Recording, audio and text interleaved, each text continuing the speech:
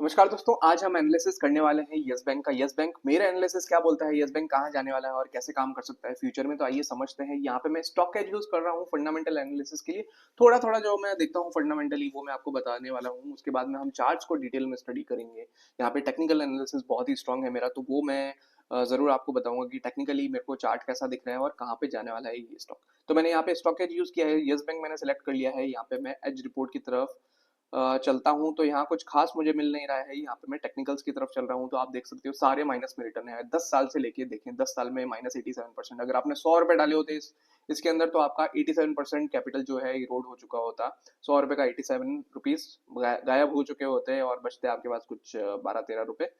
ठीक है। और 5 साल का रिटर्न, 2 साल का रिटर्न, 1 साल का आप देख सकते हो -22% है। और 6 महीने का रिटर्न अगर हम यहाँ पे देख रहे हैं -27% है। और वीकली भी देखें और वन डे में तो कुछ ज्यादा फर्क नहीं है। अब यहाँ पे हम चलते हैं क्विकली फंडामेंटल्स की तरफ। यहाँ पे ये कैटेगरी जो आती है मिड कैप की कैटेगरी है यहाँ पे। और इसका जो प्राइस टू बुक वैल्यू है ये भी कम है, 1.27 है, जबकि इसका बुक वैल्यू है 14.81 है। तो ये एक अच्छा बुक वैल्यू नहीं माना जाता है। जब प्राइस टू बुक वैल्यू इसका कम होता है इसका मतलब क्या है, बैंक में इरेगुलर अर्निंग्स है, स्टेबिलिटी नहीं है अर्निंग्स में, तो ये एक अच्छा साइन नहीं है। यहाँ पे पैग रेशियो की बात करूं मैं, यहाँ पे आपको दिख रहा होगा पैग रेशियो, ये 5.93 -5.93 जो कि अच्छा नहीं है। ये भी हमको बताता है कि इरेगुलर अर्निंग्स है इसके अंदर और स्टेबल अर्निंग्स नहीं है, तो मतलब ये भी अच्छा नहीं माना जाता है। अब यहाँ पे हम बात कर लेते हैं फाइनेंशियल्स की। तो यहाँ पे हमको ग्रोथ होती हुई दिख रही है यहाँ पे। और बैलेंस शीट की बात करूं मैं यहाँ पे, तो यहाँ पे ये इंक्रीज हुआ है, डिपॉजिट्स भी इंक्रीज हुए हैं, बोरोइंग्स कम हुई है, टोटल लाइबिलिटीज जो है वो बढ़ी है थोड़ी सी, क्योंकि कंपनी ने ग्रो किया है तो थोड़ी सी बड़ी है यहाँ पे। और टोटल एसेट्स जो है वो भी बढ़े हैं। अब यहाँ पे पीएनएल की मैं बात करता हूँ। पीएनएल में अगर हम देखते हैं तो इंटरेस्ट अर्न्ड, इंटरेस्ट भी पिछली बार से ज्यादा कमाया है। पिछली बार कितना था, 27,606 CR के करीब था, अभी है 29,909 के करीब है। और उसके बाद में profit before interest and tax अगर हम देखते हैं तो ये भी बड़ा है। इसका मतलब क्या है, कंपनी की अर्निंग्स तो बड़ी है, इंटरेस्ट जो उसने पे किया है 21,314 CR करीब इंटरेस्ट पे किया है। टैक्सेस को माइनस करने के बाद में जो नेट प्रॉफिट आफ्टर टैक्स बचता है वो 1,792 CR के करीब बचा है। तो यहाँ पे आप देख सकते हो ये कंपेरिजन है, 1 2 3 4 5, टोटल 5 सालों के कंपेरिजन है यहाँ पे। और 10 ईयर्स का ये आपके आपको ग्राफ दिख रहा है छोटे छोटे, ये जो आपको ग्राफ दिख रहे हैं टोटल 10 लाइंस मिलेगी आपको।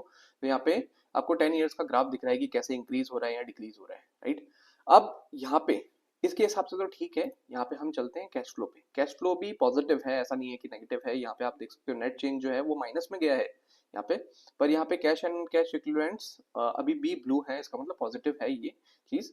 और उसके बाद में हम शेयर होल्डिंग समझ लेते हैं इसकी। प्रमोटर्स के पास तो जीरो है, जैसे कि आपको पता है कि सीईओ जो फाउंडर्स हैं, जो कंपनी में जो कंपनी को हेड करते हैं, उनके पास तो कुछ भी नहीं है यहाँ पे।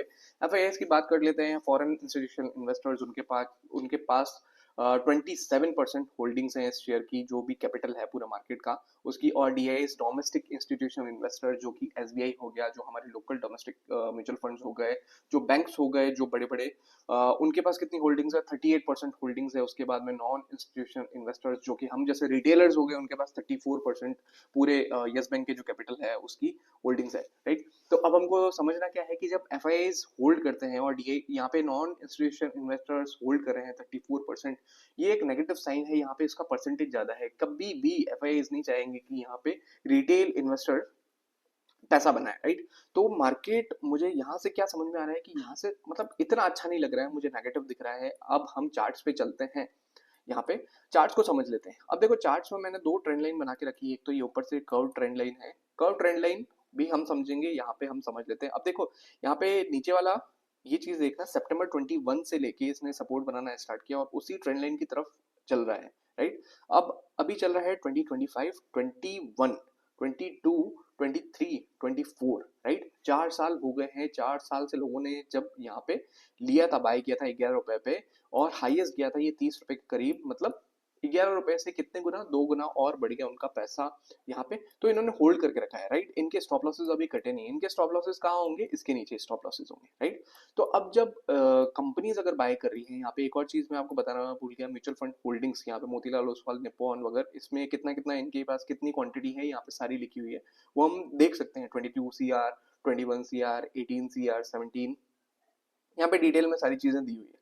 पर अगर हमको ये एनालिसिस करना है, तो ये जो बड़े FIAs हैं, DIAs हैं, ये क्या चाहेंगे कि जब इंस्टीट्यूशनल, ये जो अपने रिटेल इन्वेस्टर्स जब निकलेंगे, तभी तो इंस्टीट्यूशनल इन्वेस्टर्स पैसा कमाएंगे, डोमेस्टिक इन्वेस्टर्स पैसा कमाएंगे, राइट। तो बड़े लोग तभी पैसा कमाएंगे जब हम जैसे छोटे लोग निकल जाएंगे इसमें से। तो मार्केट क्या करेगा, ट्रैप बनाएगा, सबसे पहले मार्केट ट्रैप बनाएगा और यहाँ के स्टॉप लॉसेस काटेगा। लिक्विडिटी आएगी तभी तो मार्केट ऊपर जाएगा, मार्केट हल्का होगा तभी तो मार्केट ऊपर जाएगा, फ्लाई कर पाएगा। कोई भी चीज हल्की होती है तभी फ्लाई कर पाएगी। अगर यहाँ पे इतने सारे लोग बैठे हैं इतने 4 सालों में जिन्होंने एक्यूमुलेट किया है, नहीं नहीं अब ऊपर जाएगा, अब ऊपर जाएगा, अब ऊपर जाएगा, तो मार्केट क्या करेगा, ट्रैप करेगा इनको, ट्रैप करके मार्केट एकदम नीचे लेके आएगा, यहाँ पे 10 रुपए से नीचे लेके आएगा, हो सकता है 5-6 रुपए तक आए, जहां से घूमता हुआ दिखेगा हमको। अब देखो ट्रेंड लाइन है, ये ऊपर से ट्रेंड लाइन आ रही है, कर्व ट्रेंड लाइन है, इसका मतलब क्या है, बायर्स आए, फिर सेलर्स नीचे पुश किया, फिर सेलर्स कंटिन्यू आ रहे हैं, फिर बायर्स ने ऊपर दम लगाया। देखो बायर्स कितने कम है, सेलर्स कितने ज्यादा आ रहे हैं, सेलर्स ज्यादा आ रहे हैं, तो इसका मतलब क्या है, ये यहाँ पे ये ऊपर रेजिस्टेंस लाइन मिल गई है हमको, यहाँ से रेजिस्टेंस लाइन को ये रेस्पेक्ट करते हुए और नीचे जा सकता है ये, और लिक्विडिटी लाने के लिए मार्केट 10 रुपए के करीब करीब आ सकता है। तो हमको मोटा मोटा ये क्लियर है कि यस बैंक नीचे आ सकता है, यहाँ से नीचे जा सकता है। अगर मार्केट देखो यहाँ से ऊपर भी जाएगा तो इतना पॉजिटिव नहीं है, मार्केट जाएगा ऊपर, 2-5 रुपए ऊपर जा सकता है, और ज्यादा कुछ फर्क नहीं आएगा प्राइसेस में। अगर 2-5 रुपए के लिए आप इतना ज्यादा रिस्क ले रहे हो तो वो अच्छा भी नहीं है, आपको ये भी ध्यान रखना चाहिए। और यहाँ पे अगर ये जो मैं चार्ट देख रहा हूँ, ये वीकली एनालिसिस कर रहा हूँ, ये वीकली कैंडल्स है, एक एक कैंडल एक एक वीक की, राइट। अब यहाँ पे आपको क्या देखने को मिल रहा है कि ये 200 मूविंग एवरेज है, इसके नीचे चल रहा है। अब देखो जब भी प्राइस 200 मूविंग एवरेज के नीचे आता है तो इसका मतलब क्या है, ये बहुत ही स्ट्रॉन्ग साइन है कि जो वैल्यू है वो कम होने वाली है। और वैल्यू जब तक 200 मूविंग एवरेज की, ये जो रेड लाइन दिख रही है 200 मूविंग एवरेज को बता रहा है, जब तक प्राइस इसके ऊपर नहीं आएगा, मार्केट में एक लिक्विडिटी, एक पैसा फ्लो नहीं करेगा, जहाँ पे जैसे रॉकेट होते हैं स्टॉक्स, वो आपको देखने को नहीं मिलेगा यस बैंक में। तो यस बैंक मेरी नजर से नेगेटिव है, आपको अभी हाथ नहीं डालना चाहिए। जब भी मार्केट को ऊपर जाना होगा, मार्केट हमको बताएगा। हाँ, हम ये भी बोल सकते हैं कि ये नीचे सपोर्ट पे है, डेफिनेटली हो सकता है कि यहाँ से ऊपर जा सकता है, सपोर्ट पे है, पर यहाँ पे क्या, इसको ऐसा साइन बताना चाहिए, यहाँ पे इसको घूम के ऊपर आना चाहिए, साइन बताना चाहिए।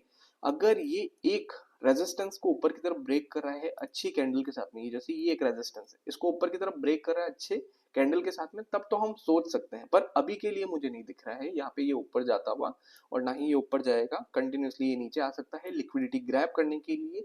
नीचे आएगा, लिक्विडिटी आएगी, मार्केट हल्का होगा, सारे रिटेल इन्वेस्टर्स को निकालेगा, तब जाके हम सोच सकते हैं कि हाँ यस बैंक खरीदने लायक है। और वो भी छोटा सा रिस्क लेके, जब नीचे आएगा वहां से घूमेगा, तब हमको लगेगा, तब हम खरीदेंगे। उसके बाद में छोटा सा स्टॉप लॉस लगा के, ऐसा नहीं कि हमने खरीद लिया है 4-5 रुपए पे, 6 रुपए पे और हम भूल गए उस चीज को, नहीं ऐसा नहीं करना है हमको। स्टॉप लॉसेस पे काम करना है, वहां पे जो भी कैंडल के हिसाब से स्टॉप लॉस मिलेगा, मंथली के हिसाब से स्टॉप लॉस मिलेगा, वीकली के हिसाब से स्टॉप लॉस मिलेगा, वो हमको लगा के इस पे हमको क्वांटिटी बाय करनी है। हमारा स्टॉप लॉस आ गया है, हमको कट करना है, रिस्क रिवॉर्ड पे काम करना है। अगर हमारा 3 रुपए का स्टॉप लॉस बनना है तो कम से कम हमारा 1:2, 1:3, 1:10, 1:8 हमारा, हमारे रिस्क एपेटाइट के अकॉर्डिंग हमारा टारगेट होना चाहिए, हमारी जितनी कैपेसिटी है रुकने की। क्योंकि मार्केट ऐसा नहीं है कि कंटिन्यूसली ऊपर जाने वाला है, मार्केट एक स्विंग बनाएगा, उसके बाद में धीरे धीरे ऊपर जाएगा, हमारा पेशेंस टेस्ट करेगा हम कितना रुक सकते हैं प्रॉफिट के लिए, उसके बाद ही हमको कुछ प्रॉफिट देखने को मिलेगा इसके अंदर। तो दोस्तों उम्मीद करता हूँ आपको मेरा एनालिसिस पसंद आया होगा। यहाँ पे यस बैंक के लिए मेरा एनालिसिस नेगेटिव है, यहाँ पे यस बैंक मेरे को ऊपर जाता हुआ नहीं दिख रहा है, और हाँ नीचे आता हुआ दिखेगा, लिक्विडिटी ग्रैब करेगा, उसके बाद हम कहीं इसकी पोजीशन बनाएंगे, एंड डेफिनेटली आपको आने वाले वीडियोस में इसका अपडेट मिलता रहेगा। तो दोस्तों इस वाले वीडियो में इतना ही था, उम्मीद करता हूँ आपको वीडियो पसंद आया होगा, and thank you so much इस वीडियो को देखने के लिए। अपने फ्रेंड्स एंड फैमिलीज के साथ में शेयर कर लीजिए, जो भी स्टॉक मार्केट में ट्रेड करते हैं, जो भी इंट्राडे करते हैं, इन्वेस्टिंग करते हैं, स्विंग ट्रेड करते हैं, उनके साथ में शेयर कर लीजिए। थैंक यू सो मच, अगले वीडियो में फिर मिलेंगे, बाय।